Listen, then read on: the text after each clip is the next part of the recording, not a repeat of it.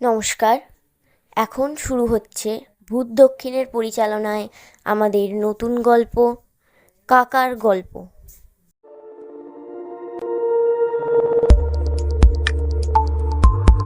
আমি এক মধ্যবিত্ত পরিবারের বড় মেয়ে। আমাদের একেবারেই জোড়া পরিবার, মানে আমার বাবা কাকারা সবাই একসাথেই থাকে একই বাড়িতে।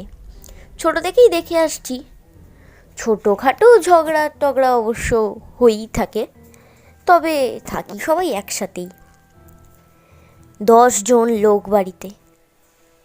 এবার সবার মাঝখানে আমাদের ছোটদের দল বলতে আমরা 3 জন।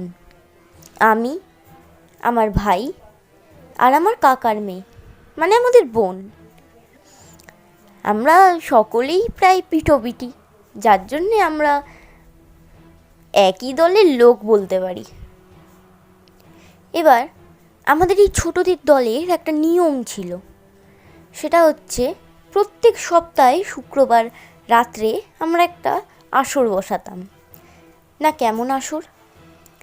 আমাদের কাকার সাথে আমরা 3 জনে বসতাম, বেশ মুড়ি চানাচুর সব কিছু নিয়ে খেতে খেতে গল্প হতো। গল্পটা অবশ্য আমরা বলতাম না, আমরা কাকাকে জোর করতাম গল্প বলার জন্যে, আর গল্প বলতো আমার কাকা। তিনি খুব ভালো ভূতের গল্প বলতে পারত। ঠিক এই কারণেই প্রত্যেক শুক্রবার আমরা বসতাম কাকার কাছে এই গল্প শোনার জন্যই। এরকমই একদিন শুক্রবারে আমরা 3 জনে আর কাকার সাথে বসেছি রাত্রেবেলার গল্পের আসরে। বেশ মুড়ি চানাচুর, ঠাকুমা আবার ওপর থেকে মুড়িটাকে অল্প করে ভেজেও দিয়েছে। আসর পুরো জমে গেছে। ঠিক এরকম সময় আমার ভাই কাকাকে বলতে শুরু করলো, এত ভালো চানাচুর মুড়ির সাথে একটা গল্প হবে না কাকা? গল্পটা শুরু করো। এরপরেই শুরু হয়ে গেল কাকার গল্প। আমরা যখন মোটামুটি ধরে নাও ওই ক্লাস 7-8 কিংবা 9 এরকম ক্লাসে পড়ি, অনেক দিন আগেকার ঘটনা। তখন আমরা ভাড়া বাড়িতে থাকতাম। তো ওই টাইমে একটা ঘটনা ঘটেছিল, খুব একটা তখন আমাদের ভয় লেগেছিল। ওটা আমাদের একদম চোখের সামনের ঘটনা, তো ওই জন্যে এটা আমার খুব ভয় লেগেছিল। ঘটনাটা হচ্ছে কি, যে আমার বাবা বরাবর, আমার বাবা মানে তোদের দাদু আর কি, তো তোরা গল্পটা শুনছিস তো আমার মন দিয়ে? আচ্ছা, তো তোদের দাদু ঘটনা বলছে, মানে আমার বাবা তো একদিন ওই তোর মানে তোর দাদু আর কি, আমার বাবা বরাবর নাইট ডিউটি করতো। ডিউটি করতে করতে এমন একটা অভ্যাস হয়ে গেছিলো যে রাত্রের বেলায় ঘুম আসতো না কিছুতেই। তখন কি করতো, ওই গলির মধ্যে ঘোরাফেরা করতো, পায়চারি করতো, আর বিড়ি খেত প্রচুর পরিমাণে। তো এরম করে করে প্রায় অনেক রাত অবধি কাটিয়ে দিত, তারপরে এসে শোতো। তো আমরা তো ভাড়া বাড়িতে থাকতাম। ভাড়া বাড়ি বলতে মানে সেই আগেকার দিনের সিস্টেমের সব ভাড়া বাড়ি, সেই লাইন দিয়ে অনেকগুলো ঘর, দুপাশারে মাঝখান থেকে একটা উঠোনের মতন, আর সেই পিছন দিকে একেবারে পায়খানা বাঁধত। তো অনেক লোক থাকতো। তো তোর দাদু না রাত্রেবেলা যখন ঘোরাফেরা করতো, মানে আমার বাবা যখন রাত্রেবেলা ঘোরাফেরা করতো, এটা একদম সত্য ঘটা, মানে সত্য ঘটনা আর কি। তো এরকম তোর দাদু যখন ঘোরা, তখন অনেকে না রাত্রেবেলা তোর বাথরুম করতে উঠতে করতে ওরা ভয় পেয়ে যেত তোর দাদুকে দেখেই। পরের দিন বলতো যে এরম এরম একজনকে দেখলাম, এ করলাম, ভয় লাগলো। তারপর বুঝলাম যে না, এটা তোর বাবা। তা আমরা শুনতাম, আমরা বলতাম হ্যাঁ জানিস তো, এরকম নাইট ডিউটি করে করে এইরকম অভ্যাস হয়ে গেছে। তো ওই রকমই একদিন ওই রাত্রেবেলা ঘোরাফেরা করছিল, আর জোরে পায়খানা পেয়েছে। এইবার পায়খানা, আমাদের পায়খানা বাথরুম সেই একদম বাড়ির সেই শেষ প্রান্তে, অনেকটা যেতে হবে। পাতকো আছে, পাতকো দিয়ে জল ফল তুলে নিয়ে গিয়ে পায়খানা করতে হবে, যেরকম আগেকার সিস্টেম ছিল। আগে তো আর এরকম বাড়ির ভিতরে পায়খানা বাথরুম ছিল না। তো ওইরকমভাবে পায়খানা বাথরুম করতে গেছে, করতে গিয়ে পাতকো দিয়ে জল ফল তুলছে, আর আমাদের এইদিকে মহিলাদের একটা বাথরুম ছিল, এইদিকে পুরুষদের বাথরুম আলাদা আলাদা ছিল। তো মহিলাদের একটা কাপড় ছাড়া ঘরও ছিল ওই সাইডে, সেটা একটা টিনের গেট দিয়ে তৈরি করা ছিল গেটটা। এই পরে তোর দাদু পাশেই পাতকুয়া ছিল, পাতকুয়া দিয়ে জল তুলছে। জল তুলতে তুলতে হঠাৎ করে মনে হলো তোর দাদুর যে পাশ থেকে কেউ যেন একটা মহিলা বাথরুমে ঢুকে গেল। এইবারে বাথরুমে ঢুকে গেছে, আর তোর দাদুর একটা অভ্যাস ছিল কি পায়খানা বাথরুম যাবে আর ওই দাঁত মাজবে। দাঁত মাজা মানে তো ওই গুড়াকু হয় না, আগেকার দিনের লোকেরা, গ্রামের লোকেরা মাজতো গুড়াকু, তামাক যেটাকে বলে, সেইটা দাঁতে ঘষলে দাঁত পরিষ্কার হয়। আর সেটা একটা নেশার মতন। সে তখন ওই নেশা করবে বলে ওই দাঁত মাজছে, এ করছে, জল কুলকুচি করছে, জল পায়ে ঢালছে, হাতে ঢালছে। ঘুম আসে না তো কী করবে, আগেকার লোক, হ্যাঁ, ম্যানিয়া টাইপের হয়ে গেছে। সে তো জল ঘাটছে করতে করতে হঠাৎ করে খেয়াল পড়লো, আরে এই বাড়ির একটা মহিলা কে যেন বাথরুমে ঢুকলো, তো বেরোচ্ছে না, অনেকক্ষণ হয়ে গেছে বেরোচ্ছে না। তো সন্দেহ হলো যে কী ব্যাপার, কোনো অন্য কিছু ব্যাপার নয় তো। আর তোর দাদুর একটা কী ছিল জানিস তো, তোর দাদু একটু ছিল কীরকম, ও নিজে চিন্তা ভাবনা করতো, নিজে ঘুরতো, কারোর কথা চিন্তা করতো না। যার ফলে না ভয় ডর চলে গেছিলো যে রাত্রে কিছু দেখতে পাবো বা কিছু হবে, ওর মতন আপন মনে চলতো। এইভাবে এরম করতে করতে হঠাৎ করে দেখছে বাথরুম তো মহিলাটা বেরোচ্ছে না কিছুতেই। তখন তোর দাদু কৌতূহল বশত ওটা দেখতে গেছে, যে দেখি তো ব্যাপারটা কি। বলে যেই না মুখটা বাড়িয়েছে, সে তোকে কি বলবো। দেখ, একটা জিনিস কি আছে, ভূত প্রেতদের একটা নিয়ম আছে, তুই যদি ওর পিছনে ধাও না করিস, ওর পিছনে না কিছু করিস, ও তোকে ভয় পাবে না। কিন্তু তোর দাদুর কি হলো, হঠাৎ করে কি মনে হলো দেখি তো কি, তোর দাদু তো বুঝতে পারেনি ভূত বলে। তো তোর দেখে যে একটা এমনি মহিলা ঢুকলো, এতক্ষণ ধরে লাগে নাকি, কোনো বিপদ আপদ হয়নি তো, এই চিন্তা ভাবনা করে এ করেছে। আগেকার লোক একটু উপকার তো করবার জন্য জানিস তো সবসময় উঠে পড়ে লাগতো। ওই চিন্তা ভাবনা করে দেখতে গেছে, তখন ভূতটা দেখছে, যা আমি অপেক্ষা করে আছি যে এই লোকটা কখন চলে যাবে হাত পা ধুয়ে, তারপর আমি আবার এই রাস্তা দিয়ে ফিরে যাব। আর এই লোকটার এত যে ও আবার দেখতে এসেছে আমি কে, তাহলে ওকে একটু মুখটা দেখাই বলে সেই পিছন ঘুরে মুখটা দেখিয়েছে। সেই বিভৎসতা মুখ, সে মানে আমার তো শোনা তোর দাদুর কাছে, আমি তো আর মুখটা দেখিনি, কিন্তু তোর দাদুর মতন ওই রকম একটা ডানপিটে লোক, মানে যাকে দেখলে অন্য লোকে ভয় পেত, সেই লোকটা ভয় পেয়ে পাতকুয়ার বালতি টালতি ফেলে দিয়ে দৌড়াতে এসে দরজা খুলে ঘরের ভিতরে ধরুন করে বসে সেই জোরে জোরে নিঃশ্বাস আর খুব হাঁপাচ্ছে। তখন আমরা জিজ্ঞেস করলাম, তো ঠাকুমা জিজ্ঞেস করছে কি হয়েছে। তখন তো কথা বেরোচ্ছে না, খালি জোরে জোরে নিঃশ্বাস।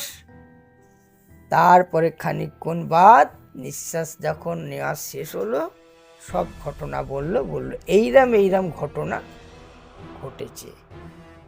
তখন আমরা কোনো দিন এইসবে বিশ্বাস করতাম না, কিন্তু আমরা তখন বিশ্বাস করতে বাধ্য হলাম, যে লোকটাকে দেখে অন্য লোকেরা ভয় পেত, যে সারা রাত গলির মধ্যে পায়চারি করতো, বিড়ি খেতে, যার বুক পেতে কোনো ভয় নেই, সেই মানুষটা ভয় পেয়েছে, মানে এটা একেবারে সত্য ঘটনা।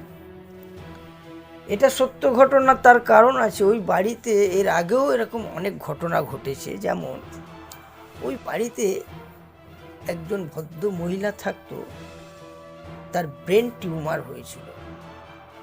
সেই ব্রেন টিউমারে সেই মহিলা মারা যায়।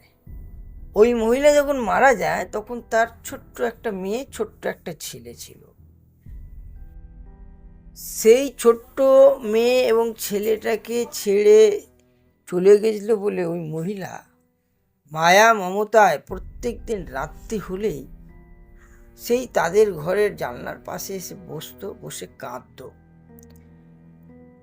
সেটা কি করে বুঝলাম না, ওই বাড়ির আরও অনেকে যারা রাত্রিরে বাথরুমে উঠতো, তারা সেই কান্নার আওয়াজ পেত এবং বুঝতে পারত ওই মহিলাটা কাঁদছে, তার কারণ ওই মহিলার গলার আওয়াজ তখন তারা সব চিনতো, কেন একই বাড়িতে তো সব আমরা একই বাড়িতে থাকি, তো তার ফলে আমরা একটা আওয়াজটা চিনতাম।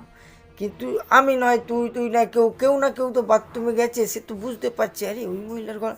সেই মহিলা কাঁদতো। পরের দিন সকালবেলা আলোচনা হতো, হ্যাঁ গো তোমরা এরম ঘটনা, তখন অনেকেই বলছে হ্যাঁ হ্যাঁ আমার সঙ্গেও হয়েছে। তারও আগের আর একটা ঘটনা থেকে বলছি শোন। ওই বাড়ির সিঁড়ি দিয়ে উঠে উপরে দোতলায় একজন ভদ্রলোক থাকতো। তার স্ত্রী বহুদিন আগে মারা গেছে। তখন তারও ওই রকম দুটো ছোট ছোট মেয়ে ছিল। সে কি করতো, সেই মহিলা ওই রাত্রেবেলা এসে সিঁড়িতে বসে বসেও কাঁদতো, এবং এটা নাকি অনেকে প্রত্যক্ষ একদম দেখতে পর্যন্ত পেয়েছে। এরকম ঘটনা ওই বাড়িতে প্রচুর। আর পুরনো দিনের বাড়ি তো ভাঙাচোরা, আর তার পাশে আরেকজন বাড়ি আছে, তার পাশে আরেকটা বাড়ি আছে, সবার পায়খানা বাথরুম পরপর ওই পিছন দিকটায়, আর অন্ধকার ঘুটঘুটে, লাইট নেই, একটা ছোট্ট বাল্ব জ্বলছে। আর মানে সাথে তোর এমনিতেই ভয় লেগে যাবে।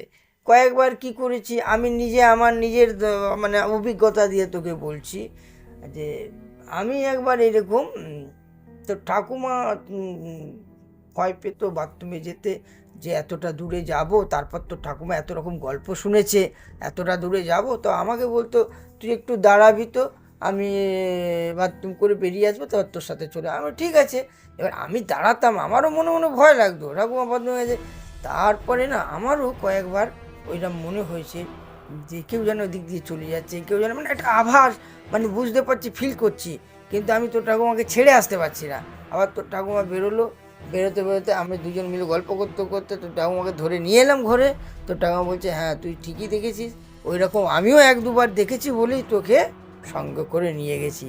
তো এরকম ঘটনা তুই কী বলবো, এরকম অনেক ঘটনা, সত্য ঘটনা আছে, যেগুলো আজও মানুষ হয়তো বিশ্বাস করে না, কিন্তু যার সঙ্গে ঘটে সে বিশ্বাস করে। সরাসরি তো তুই ভূত যে একেবারে দেখতে পাবি, সেই ছবি আঁকার মতন বড় বড় চোখ না, তা নয়, কিন্তু একটা অনুভব করার ব্যাপার আছে, যা সত্যিকারেই আছে, সেটা স্বীকার করতে হয়। এই বলে মানে আমি আমার গল্পটাকে করলাম। গল্প ঠিক নয়, গল্প হলো এটা একটা সত্য ঘটনা, যেহেতু আমার সঙ্গে ঘটেনি বলে গল্প তোর দাদু আমাদের বলেছে, এবং আমরা তখন ছোট, আমি তোর দাদুকে দেখেছি হাঁপাচ্ছে, তোর দাদু বলছে সব গল্পটা। ওকে, বোঝা গেল? এই ঘটনা তো জানা ছিল না। আর একটা বলো, আর একটা। হ্যাঁ, আর একটা গল্প। পর হঠাৎ একটা দমকা হাওয়ায় জানলার কপাটগুলো ধারাম করে বন্ধ হয়ে গেল, সাথে নিমে গেল মোমবাতিটাও। হঠাৎ এত জোরে হাওয়া বইছে কি করে?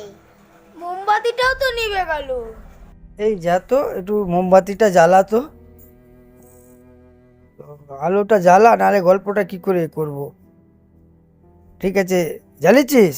হ্যাঁ ঠিক, এইবার নে গল্পটা শোন। আর একটা গল্প কি বলতো, এরকম একটা গল্প আছে, বহুদিন আগে আমি একবার দেশের বাড়িতে গেছিলাম। দেশের বাড়িতে আমার একটা জ্যাঠতো খুড়তো একটা কাকা ছিল, তার মা মারা গেছে। এবার তার মা মারা যেতে আমরা নিমন্ত্রণ পেয়েছি, তো আমাদের তো যেতেই হবে। ওইখানে গিয়েছি, কি বলবো তোকে, কি ভয়ানক কাণ্ড কারখানা। ওইখানে যখন ওই মরাটাকে নিয়ে যাচ্ছে, তো আমিও গেছি সঙ্গে করে। সেই চারিদিকে বাঁশবাগান, অন্ধকার, বুঝেছিস। আর গ্রামের দিকে কেউ মরলে না বুড়ো বুড়ি কীর্তন হয়, একে কীর্তনের বাজনা বাজছে, খোল, তারপর তোমার ওই যে কি বলে করতাল, এইসব সব বাজছে। তার মধ্যে ওই যেসব নাতি নাতনিরা ছিল না, ওই কাকার মায়ের মানে যারা নাতি নাতনি ছিল, তারা সব ওই বাঁশবাগান অন্ধকার দিয়ে যাচ্ছে, আর ওয়াও করে কাঁদছে, এমন কাঁদছে সে যেন মনে হচ্ছে ভুতুড়ে কান্না। তা আমার তো কোনোদিন এইসব দৃশ্য দেখা নেই, আমিও যাচ্ছি পিছন সেই শ্মশান, মানে ওদের ওখানে শ্মশান বলে কিছু হয় না, ওই নদীর ধারে, বাঁশবাগানের ভিতর দিয়ে গিয়ে নদীর ধারে ওরা পোড়ায়। তো ওই গেছি, ভয়ে তো আমার একদম মানে জান বেরিয়ে যায় এরকম অবস্থা দিয়ে। এরকম মরাটা পোড়ানো হলো, পুড়িয়ে যখন আসছি তখন তো আরও ভয় লাগছে, যাওয়ার সময় তো একসঙ্গে অনেকে, আসার সময় তো আস্তে আস্তে লোকজন কমে গেছে। এবার ওই বাঁশবাগানের মাঝখান থেকে ফেরত আসছে, এসে সারাদিন ভয়ে থেকে থেকে এবার রাত্রিবেলায় আমাদের শুতে দিয়েছে। এবার মাটির ঘর, আর মাটির ঘরে চিলেকোঠা বলে একটা জায়গা, মানে মাটির ঘরে কি উপরে দোতলা, এই উপরে দোতলাটা একটু ছোট্ট হাইটে ছোট্ট হয়। এইবার ওই ছোট্ট হাইডের মধ্যে আমাদের শুতে দিয়েছে সবাইকে একসাথে। কেন না, অনেক লোকজন এসে গেছে, কোথায় শুতে দেবে, কিছু নিচে কিছু উপরে। তো তখন আমার আর কিছুতেই ঘুম হচ্ছে না। আমার তো বারবার ভয় লাগছে যে যদি, আমি শুনেছি নাকি মরে গেলে যাদের ভালোবাসে তাদের দেখা দেয়। হ্যাঁ, এবার তো যদি আমরা নাতি নাতনি যদি দেখা দেয়, আমার তো ভয় মানে এ হয়ে যেত। এবার আমার পাশে শুয়েছিল আর এক নাতনি, মানে আমার যে জ্যাঠতো খুঁড়তো যে কাকা বলছি, মানে ওই বড় কাকার মেয়ে। এইপর সেই ওইখানে কাঁদছিল, ওই রাস্তায় আও করে কাঁদছিল ভূতের মতন। কী ভাগ্য দেখ, ও আমার পাশে শুয়েছে। এইপরে না আমার না একে রাত্রে ঘুম হচ্ছে না, চোখ বন্ধ করে চুপটি করে, আর সবাই যে যার ঘুমাচ্ছে, আর ওখানে লাইটের ব্যবস্থা নেই, হেরাকির লম্ফ ওটা নিভিয়ে দিয়েছে অন্ধকার। এইপরে আমার ঘুম হচ্ছে না, মাঝরাত্রে না আও আও আও আও করে চেল্লে উঠেছে। আর আমি সেই লাফ দিয়ে উঠেছি, লাফ দিয়ে উঠতে আমি যে কী হলো, বলছে আরে ঠাকুমা এসছিল, মনে হলো আমার পাশে বসে আমার মাথায় হাত বোলাচ্ছে। আর আমার না কিছুক্ষণ বাদে যখন ধ্যান এসছে যে ঠাকুমা তো মরে গেছে, তখন আমি ভয়ে চিৎকার করে উঠেছি। এইপর এই কথাটা শুনলাম, শোনার পর সব বলছে না না ওরকম হয়, আমাদের ছাদে তো চিলেকোঠার ছাদে আরও অনেকে শুয়েছে, এরকম হয়। আচ্ছা কিচ্ছু হবে না, শুয়ে পড়, কাল সকালে যাবে দেখা যাবে। এরপর তো সবার ঘুম তো সমান নয়, ওরা ফটাফট ঘুমিয়ে গেল, আমার আর ঘুম হচ্ছে না, সারা রাত জাগা তোকে কি বলবো, এ এক বিশাল অভিজ্ঞতার ব্যাপার। মানে তার পরের দিন সকাল হলো, আমি সবাইকে বললাম, তারপর কোনো রকম কাজকর্ম মিটলো, আমি আস্তেভাবে ওখান থেকে বাড়ি ফিরে এলাম। মানে ওই একটা অভিজ্ঞতা হলো। আর একটা ঘটনা ঘটেছিল যে আমি ক্লাবের মধ্যে বসে, আমাদের ওই পুরনো বাড়িতে যখন ভাড়া থাকতাম, ওই যে ক্লাবটা আছে না গলির মধ্যে, ওই ক্লাবের পিছন দিকে একটা ছোট ক্লাব আছে, ওই ক্লাবটায় বসে ছবি আঁকতাম, ওইখানে আড্ডাবাজি করতাম, ঘুমাতাম, করতাম, গল্প করতাম করে আবার রাত্রে চলে। ওই মানে একটা শ্রী চৈতন্যদেবের ছবি এঁকেছিলাম বড় লম্বা প্লায়ের মধ্যে। এইবার কি হয়েছে শোন, না আমি না কিছুক্ষণ আগে ভূতের একটা গল্প শুনেছি একজন থেকে ভূতের গল্প শোনার পর এবার ফট করে না কি জানি একটা অদ্ভুত ব্যাপার, ওখানে আমি ছবি আঁকতে না লোডশেডিং হয়ে গেছে, অন্ধকার হয়ে গেছে। যা অন্ধকার হয়ে যেতে আমি তাহলে আমি বেরিয়ে যাই। এবার বেরোতে যাবো, হঠাৎ করে দেখি দরজাটা ধড়াস করে বন্ধ হয়ে গেল, আর আমি খুলতে পারছি না, অন্ধকার তো কিছু দেখতে পাচ্ছি, আমার তো ভয় একদম। মানে তারপরে ঠক ঠক ঠক ঠক করলাম, বাইরে থেকে কী হয়েছে, আমি এরকম ব্যাপার। ছেলে যখন খুলে ও মোবাইল ছিল ওর কাছে, ছোটো মোবাইল, ওই লাইটটা জ্বেলেছে, লাইটটা জ্বালতে দেখছি আমি যে শ্রীচৈতন্যটা এঁকেছিলাম প্লায়ের, ওই শ্রীচৈতন্যটা না পড়ে গেছে দরজার উপর, আর দরজার উপর পড়তে দরজাটা বন্ধ হয়ে গেছে, আর ও পুরো ওরমভাবে আটকে গেছে। এবার আমি তো সেটা দেখতে পাচ্ছি না, আমি সেই ভয় মরে, আমি বলছি দরজা বন্ধ, তার কিছুক্ষণ আগে ভূতের গল্প শুনেছি। সে মানে আমার একদম বাস্তব অভিজ্ঞতা, আমার জীবনে প্রাণ বেরিয়ে যাওয়ার মতন এরকম অবস্থা, জানিস। এই হচ্ছে ঘটনা, আরও অনেক ঘটনা আছে, সে বলতে গেলে সারাদিন কেটে যাবে, তবে এই দুটো ঘটনা আমার জানা, এটা তোদের বললাম। গল্প শেষ হতে না হতেই হঠাৎ ঘরে লোডশেডিং হয়ে গেল। দুধ হঠাৎ আবার লোডশেডিং হয়ে গেল কেন? ভেজ মুড়িটা খাচ্ছিলাম, এবার অন্ধকারে কি করে খাবো? চুপ চুপ চুপ চুপ।